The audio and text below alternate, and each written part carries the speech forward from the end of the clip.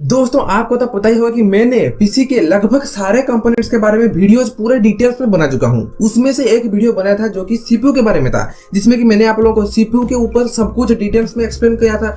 तो अगर आप लोगों ने उस वीडियो को नहीं देखा है, अगर डाउट कुछ है तो आप यहाँ पर जाके उस वीडियो को देख सकते हैं। देखिए दोस्तों, अगर आप सीपीयू के ऊपर थोड़ा जानकारी पाने की कोशिश करते हैं तो उसके ऊपर सबसे पहले जो टर्म निकल के आता है वो होता है सीपीयू का कोर। देखिए, अगर आप कई बार अपने पीसी के, अपने लैपटॉप के, अपने मोबाइल के प्रोसेसर को ध्यान से देखे होंगे तो वहां पर ऐसा लिखा होता है कि क्वाड कोर होता है, डुअल कोर होता है, ऑक्टा कोर प्रोसेसर होता है, वगैरह वगैरह। तो एक्चुअली ये कोर होता क्या है, एक्चुअल मीनिंग इस कोर का क्या है, तो और थोड़ा अंदर जाते हैं। अगर आप लोगों ने कोर के बारे में सुने होंगे तो आप लोगों ने थ्रेड के बारे में भी सुने होंगे।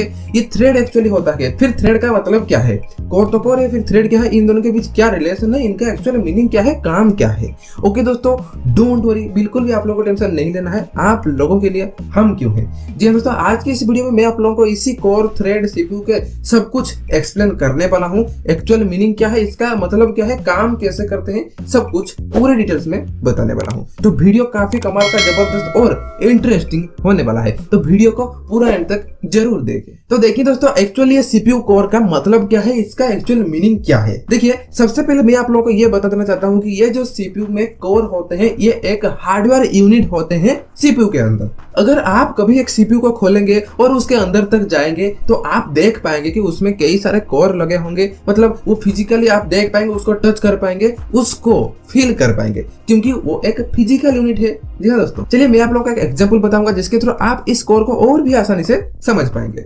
मान लीजिए कि आपके पास एक कार है, तो उसी कार को हम एक अगर सीपीयू के साथ मैच कर लेते हैं, मतलब उसी कार को हम सीपीयू मान लेते हैं। तो जैसे कि एक कार में 4 पहिए होता है, 4 व्हील होता है, ठीक यहाँ पर भी सीपीयू के अंदर 4 कोर होते हैं जो कि सीपीयू के सारे काम करते हैं। अब अगर आपका कार में एक ही व्हील होगा तो वो एक व्हील उस कार को कैसे कंट्रोल कर पाएगा। ठीक वहीं पर सीपीयू के अंदर अगर एक कोर होगा तो वो एक कोर सभी काम को कैसे कर पाएगा। अगर वहीं पर हम उस कार में और 3 व्हील्स को जोड़ देते हैं तो वो कार कितने आसानी से मक्खन तरीके से चलेगा। अब सीपीयू में भी उसी तरह अगर हम 4 कोर यूज करते हैं तो वो 4 कोर सभी काम को कितने मक्खन तरीके से, कितने कंप्लीटली, बड़ी स्मूथली काम कर पाएंगे। अब एक सीपीयू कितने सारे टास्क को परफॉर्म करता है ये तो मुझे आप लोगों को बताने की जरूरत नहीं पड़ेगी। अब यहीं पर वो एक कोर इतने सारे काम को अकेले में कैसे कंट्रोल कर पाएगा, ये तो मुश्किल हो जाता ना। इसीलिए हर एक सीपीयू के अंदर मल्टीपल कोर का यूज किया जाता है, जिससे कि सारे टास्क बड़ी आसानी से सही तरीके से परफॉर्म किया जा सके। और दोस्तों, ऐसे ही आप सुनते होंगे कि डुअल कोर, क्वाड कोर। देखिए, ये डुअल कोर का मतलब होता है 2 कोर, क्वाड कोर का मतलब होता है 4 कोर। आज की टाइम में ऐसे ही टेक्नोलॉजी बढ़ती बढ़ती इतने एडवांस हो गई है कि यहीं तक कि 16 कोर, 32 कोर यानी कि 64 कोर वाले सीपीयू भी हमें देखने को मिल रहा है। जी हाँ दोस्तों, सोचिए जरा, 64 कोर वाला सीपीयू, मतलब एक टाइम में वो सीपीयू 64 कोर से काम करेगा। मतलब कितना ज्यादा परफॉर्मेंस, कितने मक्खन वो सीपीयू चलेगा और वो सिस्टम कितना फास्ट होगा। गजब है ये टेक्नोलॉजी। तो बेसिकली यही काम होता है कोर का, यही एक्चुअल मीनिंग होता है सीपीयू के अंदर कोर का। अब आगे बढ़ते हुए बात कर लेते हैं हमारे थ्रेड के बारे में, यानी कि कोर के बारे में तो आप लोगों ने जान लिया। अब थ्रेड क्या होता है, इसका मीनिंग क्या है।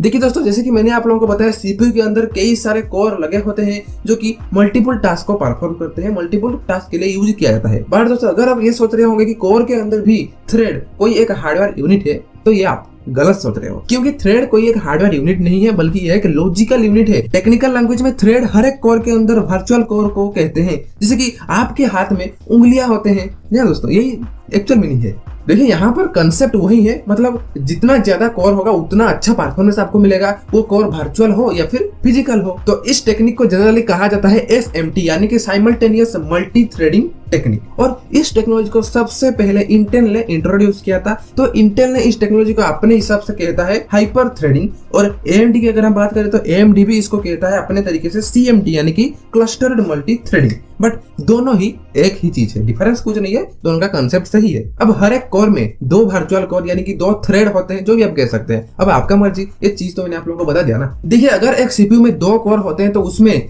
थ्रेड डबल होंगे, यानी कि 4 थ्रेड होंगे। इसीलिए अगर आपने कभी एक सीपीयू के स्पेक्स को बड़ी अच्छी तरह से पढ़े होंगे तो उसमें आप जरूर नोटिस किए होंगे कि उसमें कोर जितना होता है उसमें थ्रेड उसका डबल होता है। अब ऐसा जरूरी नहीं है कि ये जो एक कोर के अंदर 2 ही थ्रेड रहेंगे, ये मैन्युफैक्चरर कंपनियां के ऊपर डिपेंड करता है कि वो कितने थ्रेड आपको देना चाहती हैं। अगर एक कोर में एक थ्रेड देना चाहे तो वो दे सकते हैं। इसीलिए Ryzen 5 3500X में आपको 6 कोर 6 थ्रेड देखने को मिलता है और i3 9100F में 4 कोर 4 थ्रेड देखने को मिलता है। सिंपल। अब अगर बात कर लेते हैं आज की डेट की, तो अगर आप एक नॉर्मल इंसान हो, नॉर्मल सा यूजर हो और आप अपने पीसी में थोड़ा बहुत गेम खेल लेते हो, एडिटिंग कर लेते हो, ब्राउजिंग करते हो, मल्टीमीडिया कंजप्शन करते हो, तो आप लोगों के लिए ये 6 कोर वाला प्रोसेसर मतलब सीपीयू बेस्ट ऑप्शन हो सकता है। और अगर आपको एक ऐसा इंसान हो जो कि प्रोफेशनल हो, मतलब हर वक्त अपने सिस्टम में ज्यादातर हेवी टास्क परफॉर्म करता हो, तो आप ज्यादा कोर के प्रोसेसर की तरफ ध्यान देना चाहिए आपको। यही आप लोगों के लिए बेहतर ऑप्शन हो सकता है। ओके दोस्तों, मैंने आप लोगों को इस कोर के बारे में, इस थ्रेड के बारे में सब कुछ एक्सप्लेन कर दिया हूँ।